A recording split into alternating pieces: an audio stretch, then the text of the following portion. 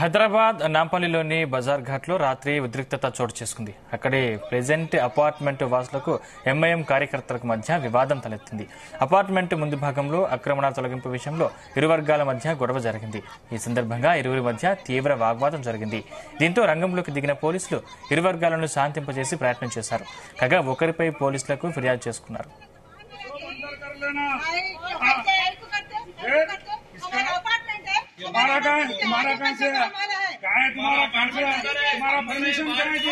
అంశానికి సంబంధించిన మరిన్ని పూర్తి డీటెయిల్స్ మా క్రైమ్ బ్యూరో చీఫ్ రవితేజ అందిస్తారు. రవితేజ, నిన్న రాత్రి సమయంలో ఈ ఘటన జరిగినట్టుగా పోలీసులకు రెండు వైపుల నుంచి పరస్పర ఫిర్యాదులు అందాయి.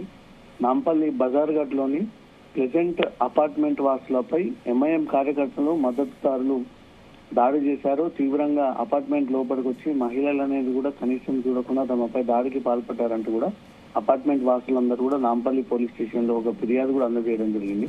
ఎట్ ఏ టైం ఇటు ఎంఐఎం తరఫు కూడా అక్కడ నిర్మాణాలు అక్రమంగా చేపట్టినటువంటి తొలగింపు చర్యలు చేపడతా ఉంటుంటే ఈ అపార్ట్మెంట్ వాసులు అడ్డుకొని పనికి ఆటంకం కలిగిస్తా ఉన్నారు. ఈ అపార్ట్మెంట్ వాసులతో ప్రతిరోజు ఈ రకంగానే జరుగుతా ఉందంటూ కూడా ఈ ఇష్యూని కావాలని అపార్ట్మెంట్ వాసులు పెద్దగా చేస్తా ఉన్నారంటూ మాత్రం ఎంఐఎం మద్దతుదారులు ఎంఐఎం నాయకులు కూడా ఒక ఫిర్యాదు అందజేయడం జరిగింది.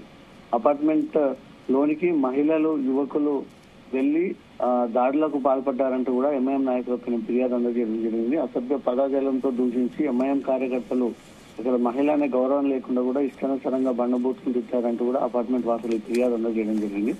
అపార్ట్మెంట్ లోకానికి చెరబడి మహిళలను దూషిస్తూ చంపుతామంటూ కూడా బెదిరించినటువంటి మాజీ corporator Subhan Nazrullah, MIM supporter సనాబేర్ వారి అనుచరులు ఈ రకంగా వ్యవహరించారన్నట్టు కూడా గుర్తించి ఈ ఫిర్యాదు అందజేశారు. అపార్ట్మెంట్ ముందు భాగంలో ఆక్రమణ తొలగింపు విషయంలోనే ఈ వివాదం జరిగిందన్నట్టు కూడా స్పష్టంగా అర్థమవుతోంది. ఇరువైపులా ఇద్దరు ఒకరిపై ఒకరు పరస్పర దాడులు చేసుకుంటున్నారంటూ కూడా పోలీసులకు సమాచారం వచ్చినటువంటి వెంటనే పోలీసులు అక్కడికి చేరుకొని అందరినీ కూడా చెదరగొట్టి అక్కడ ఎవరు కూడా ఉండకూడదు అంటూ కూడా ఆ ప్రయత్నం చేసి అక్కడి నుంచి కూడా అందరినీ పంపించినట్టుగా తెలుస్తుంది. అప్పటికే ఎంఐఎం నాయకులు అపార్ట్మెంట్ లోపలికి చొరబడి వారిపై దాడులు చేస్తున్నటువంటి వీడియోలు కూడా సోషల్ మీడియాలో వైరల్ గా మారాయి. అపార్ట్మెంట్ వాసులకు ఎంఐఎం నాయకులకు మద్దతుదారులకు మాత్రం ఈ ఇష్యూ చాలా రోజులుగా రన్ అవుతా ఉంది. ఒకరిపై ఒకరు పరస్పరంగా ఈ ఫిర్యాదులు అందించుకుంటున్నారు. రాత్రిగా ఈ ఆక్రమణల తొలగింపు విషయంలో మాత్రం అపార్ట్మెంట్ వాసులు తీవ్రంగా దాన్ని అడ్డుకొని ఎట్టి పరిస్థితుల్లో ఈ రకంగా వ్యవహరించకూడదు అంటూ కూడా వీరు కూడా గట్టిగా అక్కడ మొండికేయడంతో మాత్రమే ఎంఐఎం నాయకులు ఈ రకంగా ఆవేశానికి లోనై వారిపై దాడి చేసేటువంటి ప్రయత్నాలు చేస్తా ఉన్నారు. పోలీస్ స్టేషన్ లో రెండు వైపు నుంచి ఫిర్యాదు ఉందా, ఇద్దరిపై కూడా పోలీసులు కేసు నమోదు చేసేటువంటి ఆలోచన కనబడుతూ ఉంది. ఒకవేళ ఆక్రమణలు తొలగించాలంటే అది ప్రభుత్వ అధికారుల ఆధీనంలోనే జరగాలి. ప్రభుత్వ అధికారులు చేయాల్సిన పని మీరెందుకు చేస్తా ఉన్నారంటూ కూడా ఎవరైతే ఎంఐఎం తరఫు మద్దతుదారు ఉన్న విషయాన్ని కూడా పోలీసులు ప్రశ్నించినట్టుగా తెలుస్తోంది.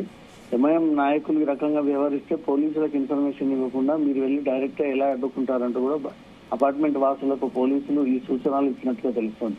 ఎప్పటి నుంచి గొడవ జరుగుతా ఉంది? కేవలం ఈ ఆక్రమణాల తొలగింపుకు సంబంధించేనా, లేకపోతే ఇంక ఇతర ఇష్యూస్ ఏవైనా అడ్డు పెట్టుకొని మనసులో పెట్టుకొని ఈ రకంగా తరచుగా గొడవకు పాల్పడుతూ ఉన్నారా? ఒక్కసారిగా వందలాది మందిగా ఎంఐఎం కార్యకర్తలు మద్దతుదారులు అందరూ కూడా అపార్ట్మెంట్ లోకి దూసుకెళ్లి దాంట్లో ఉన్నటువంటి వారిపై దాడులు చేసేటువంటి ప్రయత్నం చేశారు. కాబట్టి శాంతి భద్రతలకు విఘాతం ఏర్పడింది. పూర్తిగా చట్టాన్ని చేతిలోకి తీసుకొని ఎంఐఎం నాయకులు దౌర్జన్యం చేసినటువంటి వీడియోలు కూడా ప్రస్తుతం సోషల్ మీడియాలో వైరల్ గా మారాయి. దీనిపైన పోలీసులు ఎవరిపైన చర్యలు తీసుకుంటారు, దేని కారణంగా ఇష్యూ జరిగిందనే దానిపై మాత్రం మనకి ఆసక్తిలో ఒక క్లారిటీ ఇవ్వనున్నారు. సందీప్, రవితేజ, అంటే అక్రమ నిర్మాణ విషయంలో గత కొద్ది రోజులుగా ఎంఐఎం పార్టీ వాళ్ళ నిర్మాణాలు మాత్రం కూలుస్తున్నారంటూ విమర్శలు వస్తున్నాయి. దీని మీద అధికారులు ఏమంటున్నారు?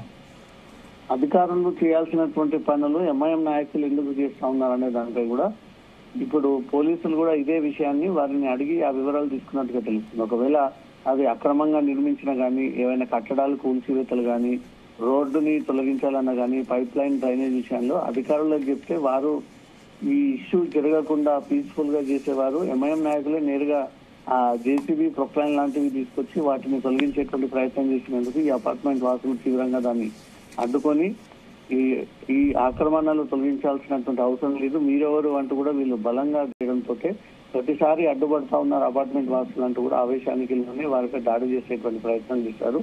ఏదేమైనప్పటికీ అది పీస్ఫుల్ గా జరగాల్సినటువంటి అంశాన్ని రెండు ఇష్యూస్ గా వర్గాల వారిగా ఒకే కమ్యూనిటీకి చెందినటువంటి ఇష్యూస్ గా మార్చి అది పెద్ద మొత్తంలో ఒకరొకరు కొట్టుకునేటువంటి రెండు వైపుల నుంచి కూడా ఈ ఎంకరేజ్మెంట్ జరిగింది కాబట్టి పోలీసులు రెండు వైపు కూడా కేసులు నమోదు చేస్తారు.